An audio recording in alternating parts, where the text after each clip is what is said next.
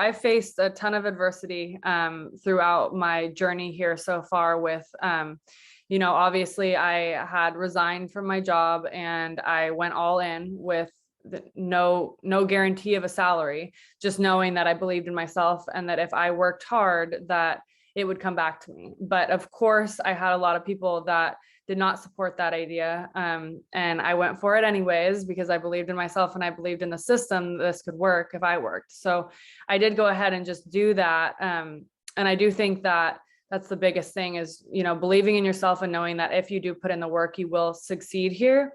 And letting all of the negative outsiders' voices outside of your head, because that can really get in the way of being successful and being your own business owner. I'm like, what's the dream of? What's the hope in? What's the die for? Live to no end. This is living. The life I've been given as a gift. If I'm a living, I'ma live it to death. So what's the dream of? What's the hope in? What's the die for? And live to no end. This is living. The life I've been given as a gift. If I'm a living, I'ma live it to death. Yeah.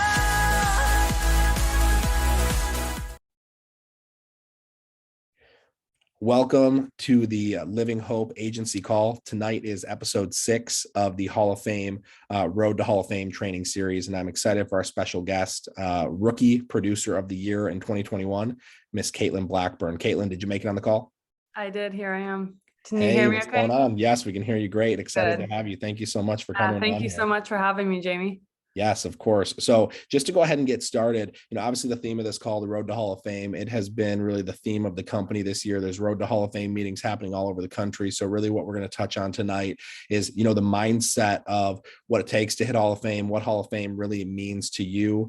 I mention this every week. I had a conversation back when we started this training series with Mike Curry, and he said, Hall of Fame, it's not really like a goal based on talent. It's really a goal just based on consistency. How consistent are you willing to be? What activity are you willing to commit to? And I know that everything you talk about tonight will really, be themed around that, as pretty much everyone we've interviewed has been around that. So we'd love for you to talk about mindset of what it took to get there. We'd love for you to talk about, some tips and tricks of what you maybe do from an appointment setting perspective, and, where you really thrive is in the home, helping 600 families in a year. We definitely are going to have some great tips from Katelyn tonight. And then we're going to open up for a Q&A. So any of you guys have questions to ask, the number one producer, FFL America, number one female producer, definitely get ready to type them in the chat, and Katelyn will open up and answer some of those questions here at the end. But Katelyn, let's just start off with your background. You have no experience in the insurance industry. Would love to hear where you came from, how you ended up here, and just what your experience has been so far.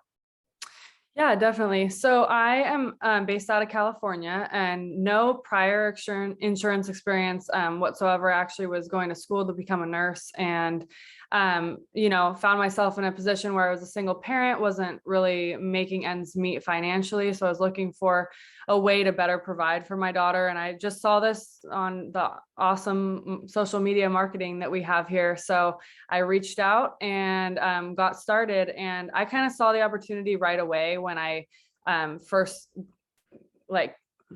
found FFL. I saw the opportunity and what it could do for me if I worked. So I decided that I was going to put my head down and, go out and protect as many families as I possibly could. And in turn, that ultimately protected my family and my daughter, Carmela, that's 3. So that's kind of how I got started with this. What were you doing before FFL? Like, what was the specific job you were doing? I was working in a hospital, and I was doing receptionist work, some stuff with medical insurance, but I wasn't doing any sales whatsoever. I was just trying to become a nurse, and that was the path that I was on until I found FFL. And then I fell in love with this business. My first month, I went out and protected over 37 families. And when I did that, I realized that, if your work ethic is really there, that you can be successful here. So mindset, did you have something, Jamie? Sure. I just want to touch on the fact that, like, a lot of people who maybe come into this business with a family, like you came in with a huge why. You came in with a reason why you had to work. And some people would look and they would say that it was more risky to join FFL than it was to stay at your job where you had a guaranteed income for your daughter and you had no sales experience. I mean, was there anybody in your life that looked at you crazy? Like, I can't believe you're going to leave behind a solid income to come and do something that has absolutely no guarantee. The only guarantee is how much effort you're willing to put into it. Yeah, 100%. So I faced a ton of adversity throughout my journey here so far with, obviously I had resigned from my job and I went all in with no guarantee of a salary, just knowing that I believed in myself and that if I worked hard, that it would come back to me. But of course, I had a lot of people that did not support that idea. And I went for it anyways, because I believed in myself and I believed in the system that this could work if I worked. So I did go ahead and just do that. And I do think that that's the biggest thing is, believing in yourself and knowing that if you do put in the work, you will succeed here. And letting all of the negative outsiders' voices outside of your head, because that can really get in the way of being successful and being your own business owner. We are entrepreneurs, we're going out, we're serving families, and that's how we serve our own families. So yeah, definitely there's adversity that has come along in the last 10 months. Sure. And I mean, you got new people in here who are trying to develop the mindset of just kind of sticking with this. And then you have some people in here who are saying, hey, I've already decided this is the best business ever. This is the industry I'm going to be in. I'm not going anywhere. They're on, this road to Hall of Fame, what we call it. What would you say is the difference between somebody who has decided that they're going to go Hall of Fame and just their mindset that they take into this business, their perspective on buying leads, their perspective on sitting down in the chair and dialing for, 8 hours, if that's what it takes to get the 15 appointments, their perspective on I'm going to go out and I'm going to help families from 8 a.m. to 8 p.m. Like, what would you just say is the difference in mindset between someone who's decided that, Hall of Fame, which for anybody who doesn't know, 400 families in a year is Hall of Fame, about 30 to 35 families a month is typically what it shakes out to, which is about 10 a week, depending on what issues. What would you say is the difference in perspective of someone who maybe helps 5 to 10 families a month versus someone who helps 30 to 40 families a month? Yeah, I think that the biggest difference is that they've made the decision in their head to go all in, and that they've seen that this is the best business ever, and that there's no other place like Family First. So that's what I found when I came into this business, and I made that conscious decision from the very get-go that this was what I was going to do. And it didn't matter. Once you do that, it doesn't matter how many, you're never going to have a bad month here. You will have bad days though. So it wouldn't matter anymore how bad days felt, because it was just character building and pushing me to my next day. That was going to be, who knows, I could protect 10 families that next day. And then the next day after that, I could protect 0. So you really just have to, I think the biggest difference with mindset would be going all in and knowing that you're going to trust the system, and you're going to realize that if you bet on yourself and you bet on, what we have in place here, that you can be successful. If you're questioning all of that, then, you really need to find your why and why you're here. What is driving you every morning to get up and dial the phones? What's driving you to believe that you can purchase these leads and go ahead and protect 10, 20 families? What is your why behind all of that? I think that that's the big difference, is that we all have different perspectives on that. And once you can shift your mindset to knowing that you're going to believe in yourself, and you're going to believe that the system does work, because there's living proof of it everywhere, that can change your entire situation. So let's assume that the person listening to this call, they believe that this business is the best business ever. They have a really, really strong why. You've said the term all in a couple of times already. Like, what does all in actually look like from an activity perspective?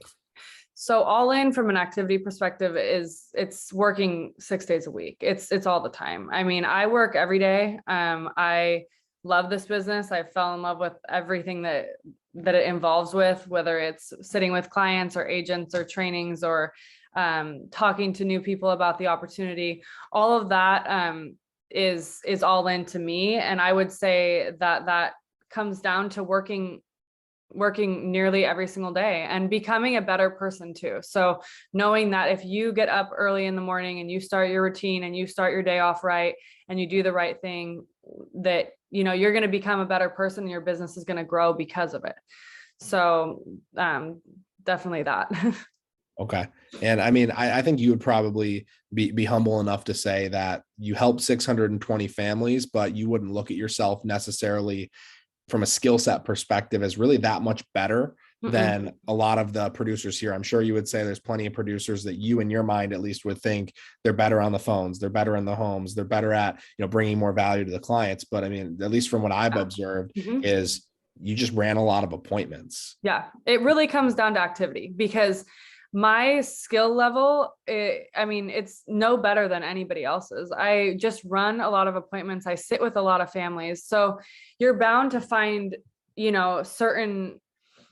certain appointments are all going to be different, but the same struggles that you guys are going through are the same struggles that I've been through, and I'm still going through them. I still get no-showed. I still get hung up on. I still get, I still get times when you just cannot get information out of a client. Yeah, I still get all of that, but the activity will always win if you keep going, because if you don't let that affect your business, then you're going to grow.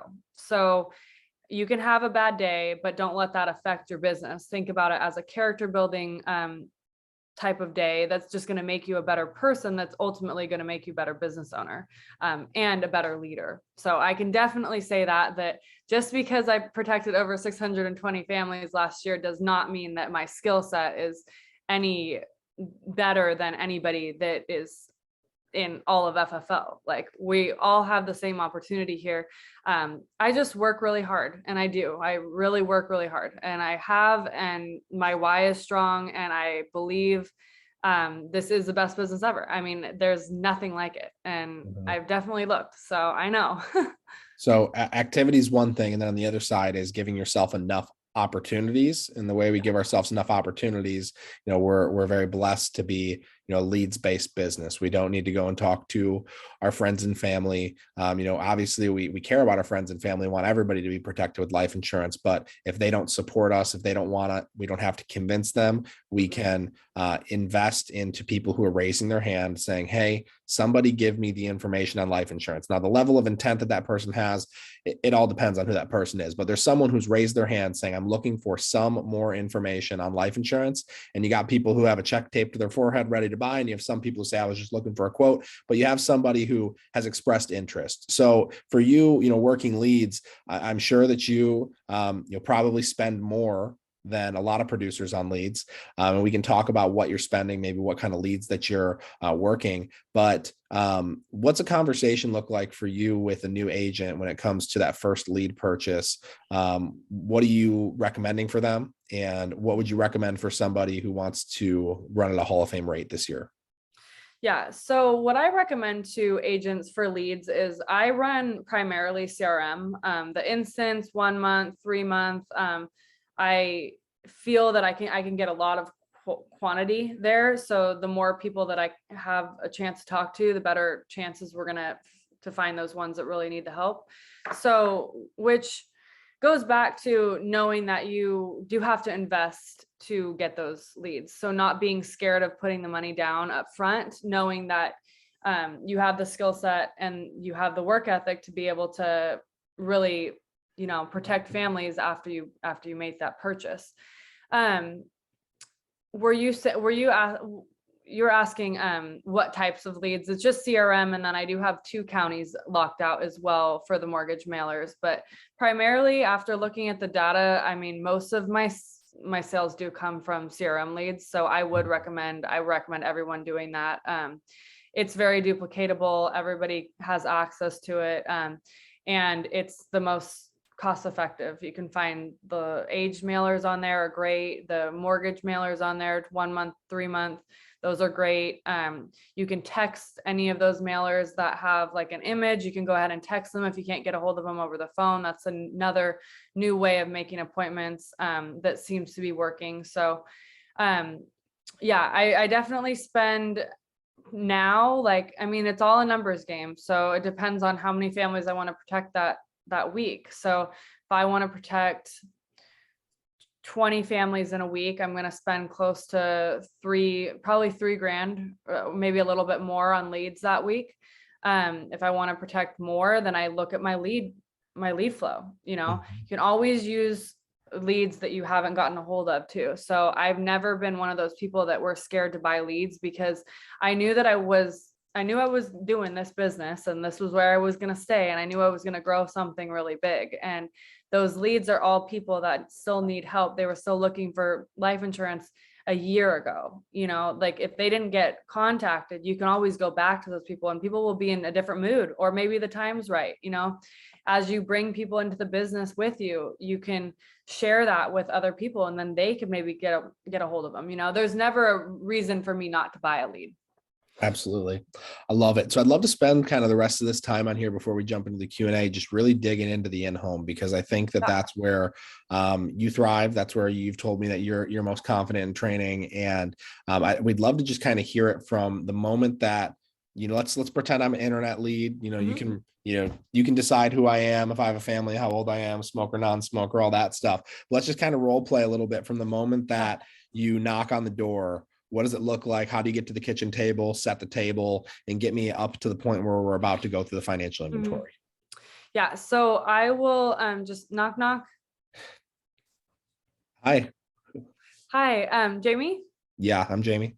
Hi, Jamie. We had an appointment. My name's Katelyn. Is there a place that we can sit inside? Yeah. Do you have to come inside? Yeah, it's preferable. I'm going to go ahead and sit at the table because I need to put some stuff out so that I can best assist you. Okay, awesome. So right there, you just hey, can we go ahead and sit outside? No, we can't sit outside. Just let's go to the table. Shoes on or off? Yeah. And shoes on or off. I say that sometimes, but very assumptiveness is the biggest thing. Is like, I did not come here to stand outside and talk to you without a table, nothing. I didn't do that. I'm coming here as the professional that's here to provide you with the information that you requested. So I'm very direct and I'm not very I introduce myself and I build enough credibility as I make my way to the table, but I'm definitely not awkwardly walking in all cheery that I'm there. I'm here for business. We're going to sit down. And then what I do is I take out my financial inventory sheet is on my binder. And then I have the credibility sheet and my license, and I place both of them on the table. And then I have the client look at them and I put my business card on top of it so that they verify that I have a business card and I have my license out. And then what I'll say is, Jamie, like I said, my name is Katelyn. I work as an underwriter / broker through the state of California. So basically all that really means to you is it's unlike a State Farm or a Farmer's Insurance where I'm captive or loyal to one carrier or one company. I work with all of them, like Americo, John Hancock, Transamerica, Mutual of Omaha. And the reason being behind that is because everyone has different things going on when it comes down to what they have going on medically and financially. So I want to be able to best assist you by asking you some of those questions, medical questions, financial questions. And based on how you answer those to me, it's really going to get my brain rolling into what would individually put you in the best position possible.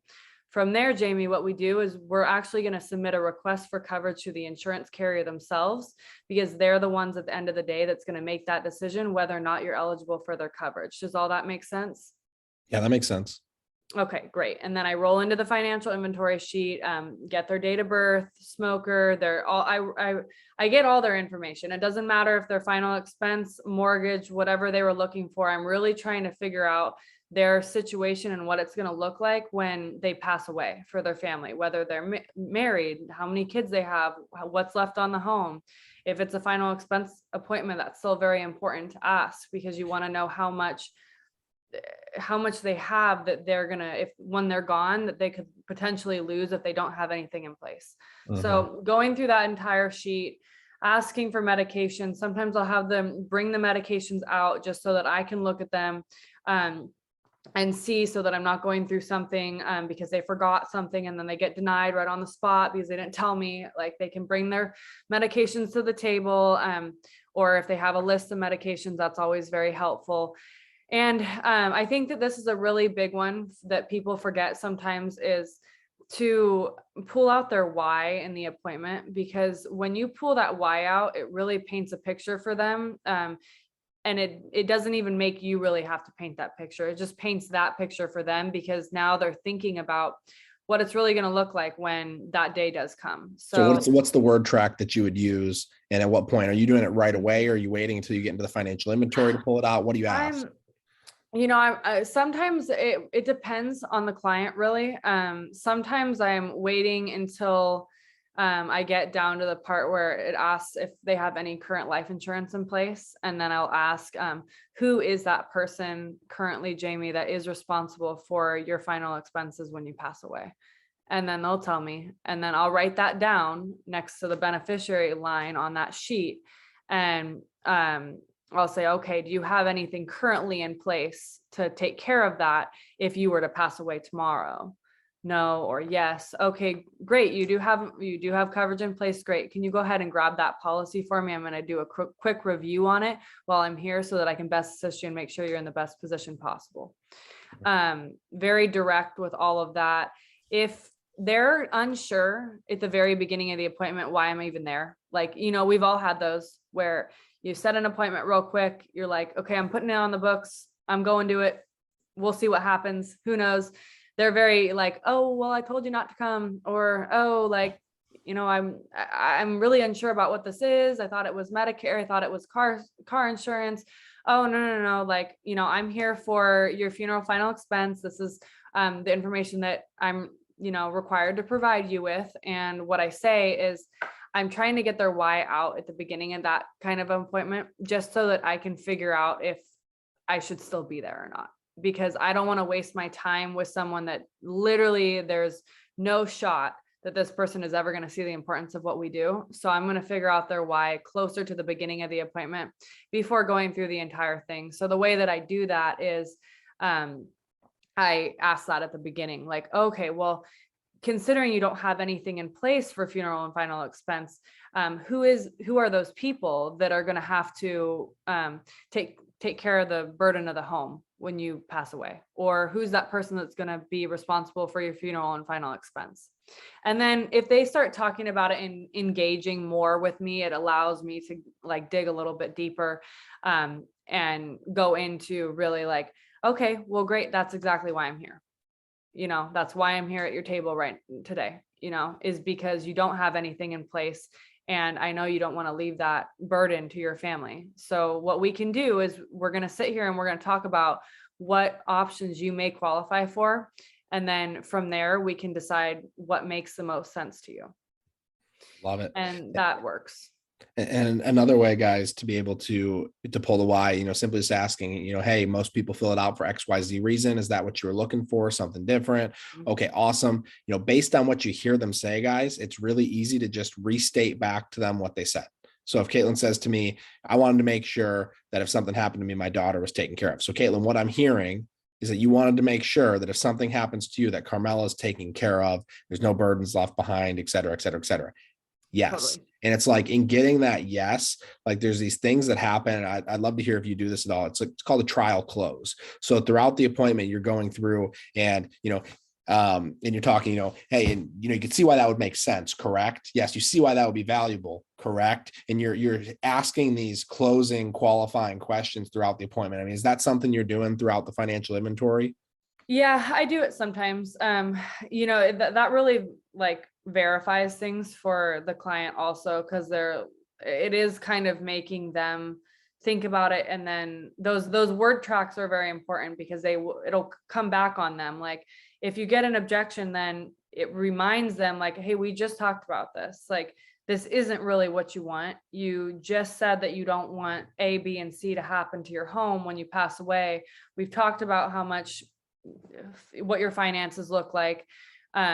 It's best put here. You can always bring them back to that. Mm-hmm. I also like, I think everyone should have life insurance. Like I truly believe that. I don't know why anyone wouldn't have it. So for me, it's very easy to explain why people should have that no matter what situation they're in, because it's only going to appreciate in value over time. So there really wouldn't be any point of it sitting in your bank account when you could be putting it into a whole life where it is building cash value if they have the finances for it. So I don't see a reason why somebody shouldn't have that. And I'm very honest with them about that too.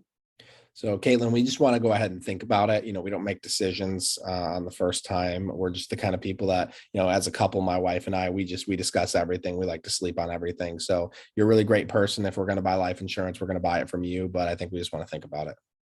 Yeah, Jamie. So there's really nothing to think about right now because we don't even know if you're qualified for this insurance. So we can go ahead and submit the request for coverage and see if the carrier does come back and give us an A-OK. And at that point, then, that gives you enough time to talk to your wife tonight about it, go over the different options. And then when we do get that approval from the carrier, then we can make the final decisions on what makes the most sense. We can always move it up or down. But most important thing today, Jamie, is just to try and get you qualified for some kind of coverage. Mhm. All right, now go ahead and grab me your driver's license, and they get up Yep. and you got the sale. Yep. They don't Yep. get up, it's like, okay, get ready to overcome the same objection again. And one of the things, guys, if you ever get somebody who has an objection, there's a couple of things. So number one, if you set the table really well and you're super direct, you're probably not going to get a lot of objections, because if they agree to the process up front, you're not going to get a lot of objections. But we all get objections. Katelyn talked about how she deals with all the same rejection that we all deal with. I know for a fact she still deals with think about it, even helping that many families. It happens to every single one of us. So for you, what was like the number one objection other than think about it that you struggled with in the beginning, and how have you learned to overcome that? The banking information for Okay, sure. so how do you get the bank info without it seeming weird or creepy or like you're desperate to get the info? Yeah, so now, right, as soon as I know that they're approved on, say, I run Americo first for the majority of the people. And once I know they're approved, then I can go ahead and say, now this is a 3-step process. We've finished the medical background part, but now I am going to need you to grab your driver's license, a blank voided check, and then I say a glass of water for me, like Grady. And it works every time. You just kind of sandwich it together where the voided check's in the middle. And then if they give you the objection of like, oh, well, why do you need that? Well, now my thing is, well, the carrier does want to make sure that you're serious about this, Jamie, because this does cost them a lot of money to do underwriting on you and, make sure that you are who you say you are as well. So they are going to verify all of that. So that banking information is important. Mhm. And can you go grab me that glass of water, please? Yeah. And that glass of water, please, too. So the other thing is sometimes you can just minimize it, guys. Sometimes they go, and why do I need a voided check? And you look at them so you can pay for it. And then you just look back down at your paper. And it's like, if they get up and they go, get it, you got the sale. Yeah. So it's just like, sometimes you don't need the fancy word track. The fancy word tracks are good, but sometimes you can just straight up with confidence say, so you can pay for it. And they go, oh, okay. Yeah. That makes sense. So, I mean, if you think about it, like, how do they expect to pay for it? They're not going to send in a bill every month. It's to literally pay for your life insurance. So last thing, and then we'll jump into some Q&A, and I'd love for you guys to start posting some questions here in the chat, and we'll get to those here, as many as we can. How do you draw out the options? Are you a 1 option close, or are you a 3 option close, or do you do something different? I'm a 3 option close. So okay. Can you explain what that looks like? So, maybe I'm looking for some burial coverage for my daughter, and I just want to make sure that she's okay. And maybe there's some extra money left behind. And you found out that I have, $3,000 a month in income, about $2,400 a month in expenses. So I got about $600 left over. So, and I'm, let's say in my 60s, probably qualify for an American Eagle. How would you pitch that to me? The way that I would go about that is after you find out where they stand financially and what they really want, like he just said that he wants to leave a little bit behind, maybe if he has it. And Jamie, do you want to be buried or cremated? Buried, for sure. Buried. Okay. So in that way, that burial is a little bit more expensive. So the 3 options that I'm going to look at for him is going to be 20, 25, and 30,000 for American Eagle. And I'm going to go ahead and write those 3 options down. And then I underline 20, 25, 30, and then I put the premiums on the bottom. And then I go ahead, and this is on the back of the financial inventory sheet. It's simple. I flip it over, fold the paper. I put those down there, and then I'm going to move it over to Jamie on his side of the table. And I'm going to say, Jamie, based on our conversation and what we've talked about today, these are the 3 options that made the most sense to me for your individual situation, but you're going to know better than me. So based on these 3, which one makes the most sense for you to try and get qualified with today? And then I let him sit, and then I'm quiet. And then you're quiet, and you stay quiet. Oh yeah. I don't say anything. I mean, even if it takes them forever to I just wait. And then, if it's like not like one that's not really sure and they've given you all the objections, they'll be like, well, this one makes like, I guess the most sense. And I say, all right, perfect. So what we're going to do is we're going to try and get you qualified with that one today, knowing that later down the road, we can always make adjustments to this. You are going to be working with me directly until that day comes. So I'll always be there to make adjustments to this if life circumstances change. Absolutely. Another word track could be, and here's what most people in your situation would do. Most people in your situation, they would want to make sure, hey, this bottom option is going to take care of, burial and leave, $10,000 behind for your daughter. This middle option is going to be burial plus 15 for your daughter. And the top option is going to be, burial plus 20,000 for your daughter. So based on kind of what you got left over, you said you're just kind of letting this sit in the bank, like we talked about earlier, it can just sit in the bank, growing at virtually 0% interest, actually negative interest with inflation right now, or we can put it into an insurance policy. So, hey, what most people in your situation would do, they'd probably pick the middle one. Mm-hmm. You kind of see why that'd be valuable, right? Yeah, I see why that'd be valuable. Okay, go ahead and grab me your driver's license, voided check, and a glass of water, and we'll go ahead and get this started. Yeah. Simple. Mm-hmm. Simple. Awesome. And just make it simple. What we do is it's not that complicated, really. It is simple. If you can make it simple for the client, they can tell, you don't need to overcomplicate it. I don't go too much into like all the different riders on the policies or all the different things that is for if a client calls me when the policy's in place and they want to know a little bit more about it. At that point, when this person is my client, their premium's been paid and they are set in their policy by whatever carrier it is. At that point, we can have a discussion on what their policy is, and we can review all of that. So I don't really go too much in depth. And I've noticed that when I do that, sometimes it confuses them. So that's why I stopped doing that.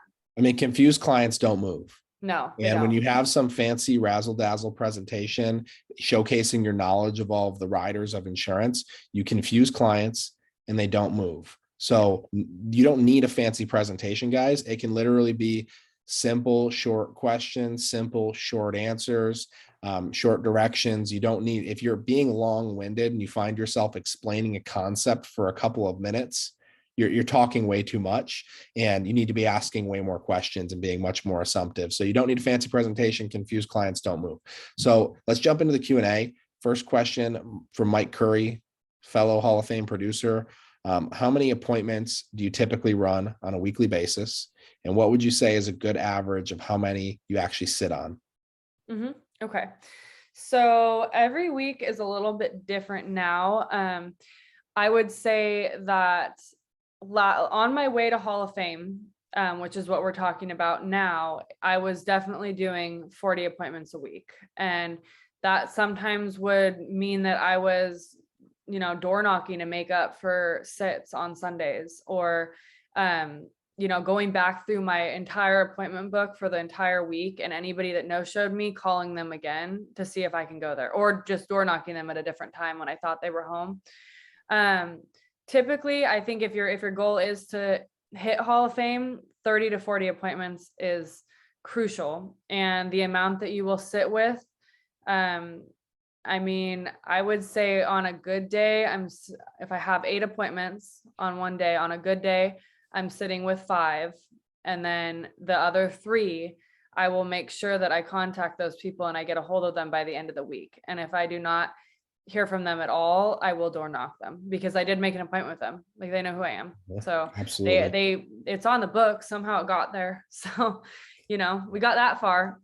30 to 40 appointments a week. Your numbers will always turn out fine if you do that. And yes, they can be long days sometimes, but it's well worth it so that you can go and protect that many families. And second part to Mike's question, are you doing anything over the phone, or are you still mostly in the home? I'm still mostly in home. So the times that I do phone is when I'm traveling and helping agents. So I can run virtual. I enjoy in-home more. The only reason why I would do virtual for a day or two would be because I need to be at a training. I need to be on a Zoom call with somebody. I can't leave the house. I'm a parent and I can't find childcare that day. Like I can still work from home then and do virtual, and it does work. It works just the same. I think it's a preference. So Totally. I really mean, it's a comes preference, down. and it's amazing because we have this hybrid model where you guys get to choose.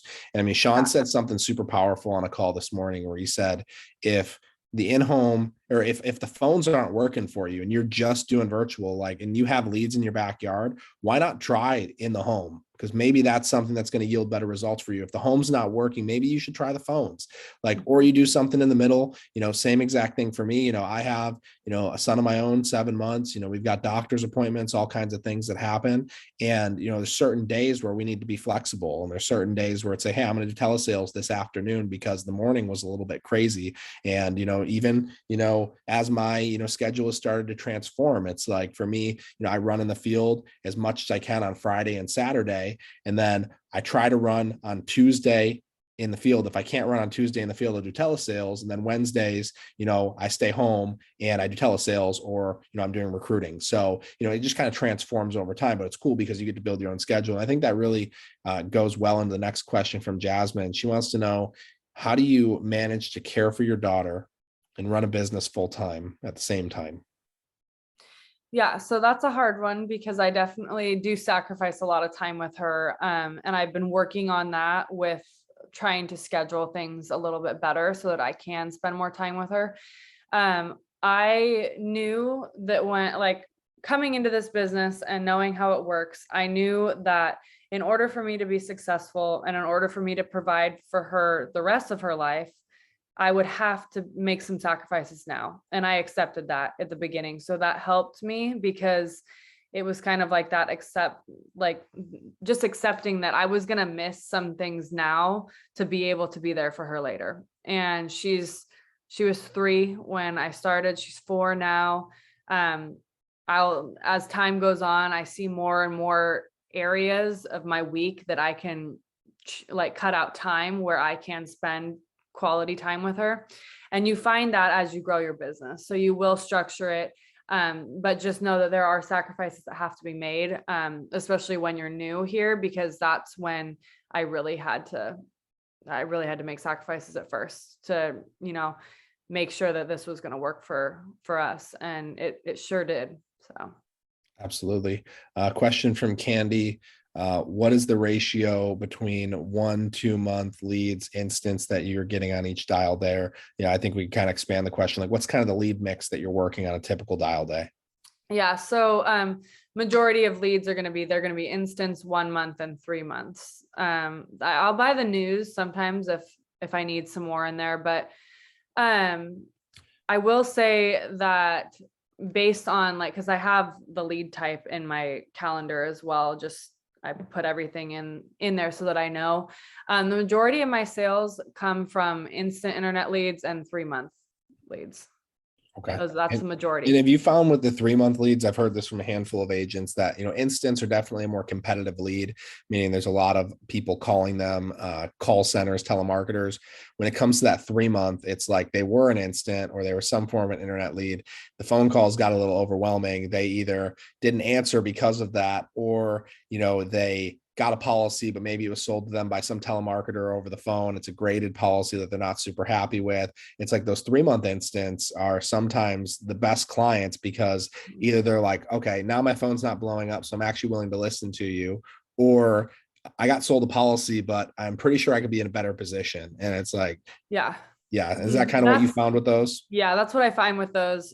Definitely. I find the instants are definitely more competitive because people are calling them and they can be irritated that their phone's blowing up because they filled out one thing. And you have to be, you have to put yourself in their shoes too. And I've realized that as I've gone through this business of what would I do if I filled out a request and 1 million people were calling me that day? I don't know. I don't know if I'd want to answer my phone. Maybe I would just ignore every phone call that I got because I was tired of getting blown up. 3-month ones, they haven't had that. So they're a little bit easier. They will listen to you. And possibly they might have something that they did get over the phone through like a carrier that's just an accidental only, something like that. You find that a lot with 3 months because they did request the insurance. They picked the first one that they got a hold of, and it wasn't necessarily the best thing for them. So I think you can't go wrong with the CRM. I mean, I love the CRM. I can't say it enough. That's all I do every day, every morning when I wake up. I look in the CRM and see what's in there. Even if I only see like 10 leads in a county that I like, I'm buying them. I don't know when I'm going to go back there, but I know that I'm going to. So I'm going to buy those 10 leads. And then when I go back to that county, I'll go back into my CRM and see that I have now all these untouched ones and plus all my old ones. So love it. Yeah. Okay, this is kind of a two-parter. I'm seeing two agents with kind of a similar question. So on your run to Hall of Fame, what did your dial routine kind of look like? And how many dials did you have to make ballpark on a dial day to be able to achieve the amount of families you protected? So 37 families in your first month. So you probably submitted about 10 families a week, maybe 12 families a week to get that 37. So like, what did a dial day look like for you when you're first getting started? What did the routine look like? And then ballpark, how many dials were you making? So when I first started, my dial days would start at 7:30 in the morning. And then I would take like an hour break around lunchtime, and I'd go for a walk, eat lunch, and then I'd come back and regroup. And some dial days you would be done by like 3 or 4, and other ones you're dialing until 9. So that's just, you know, you never know what you're going to get. But you don't want to stop until you have what you need for the next 2 days. So ballpark, I mean, the amount of dials, like 800, I mean, a lot, you know, you're doing a lot to get those appointments. And then also when I was in the field before I was, really had a team, I would just call people in the field when I was in the field. I mean, I'd see a lead that would pop up in the CRM. And if I was near that house, I'd just call them in the field and see if they're home. So that always fills up your time. I don't know what everyone does here on their times when they do get no-showed, but I highly recommend that if you're in the field running, that you spend that time wisely. Don't just go, I don't know, Take a nap in a parking lot. No, don't do that. Like you're already, because it helps you, you know, like if you got no-showed or you had a rough appointment, like where you feel like you could have better served that client, go on YouTube. There's a million different videos on there about what people had done differently. And then the next appointment will be better. Don't let it slow your day down. That's another way you can add some appointments to your books, is just by calling in the field. Yeah. I mean, if you're driving around between appointments, perfect time for you to be either listening to a podcast or calling your manager or one of a couple managers. You should have a few people's on speed dial. They don't really have speed dial anymore, but you should have a few people on your contact list that you're calling for feedback. You know, so in the beginning for me, I was calling Grady, I was calling Ashley Gromberg, I was calling Julius Gilger. Those were the 3 people that I called when I was in the field to get feedback, whether it went well or whether it didn't go well. So when you're driving around, perfect time to listen to something or perfect time to call to get feedback. And as you start to grow, perfect time to recruit an agent when you're driving around. Now, there are times like she talked about where you get no-showed and you have a weird gap in your schedule and somehow you're sitting in a JCPenney parking lot for 3 hours and you're like, okay, what am I about to do before I go to this next appointment? You have a couple of options. You can sit there and do nothing and just kind of spin around in your head and get in your head, and that's going to affect your next appointment. Or you can pick up the phone and start dialing. You can set some more appointments. One of the biggest cheat codes for me when I was first getting started was if I, maybe instead of setting, 12 or 14 appointments when I first got started, I set 7, because that happens. We don't all just come in the business and set 18 appointments. So I set, 4 on one day, 3 on the next day. Well, on Tuesday, I'm in the field dialing to fill up my Wednesday to make up for the activity that I didn't do on Monday, or I'm door knocking. One of those 2 things. I'm either going and I'm door knocking somebody who's in the area, or I'm back on the phones dialing. I've never been a huge fan of door knocking, but door knocking's it's like a good punishment. It's like, okay, if I didn't get enough appointments in the field, I'm going to punish myself by door knocking. But it's almost like a bad mindset to even use that terminology, because it's like you could be helping that family by getting that one door knock. I remember the first time I got a door knock sale, it was like a light bulb went off in my mind. Like, oh my goodness. Like I was like, hey, do you never answer the phone from numbers you don't know? And they're like, yeah, I never answer the phone for numbers I don't know. Okay, well, this is the lead that you filled out. I'm like, oh yeah, I was just waiting for somebody, to get me the information. I thought they were going to mail it to me, but no one ever did. Well, here I am, shoes on or off.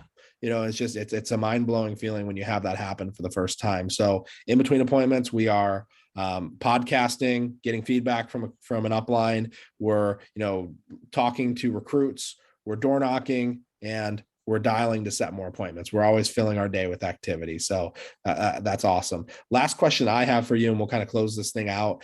Just final piece of advice, because, we talk about, the road to Hall of Fame, and it's a long road. There is a lot of bumps and twists and turns and, plot twists. And, there's going to be people who make it all the way to the destination at the end of the road. And there's going to be people who pull off on the side and don't make it, people who end up at 100 families, 200 families, 300 families. But if it's someone who's like, listen, I'm going to make it to the end of the road, regardless of the obstacles, regardless if I run out of gas and have to go and fill up a gas can and walk it back to my car to get back on the road. Like, what's your final advice to someone who says, I'm going to make it all the way to the end of the road, I'm going to hit Hall of Fame this year?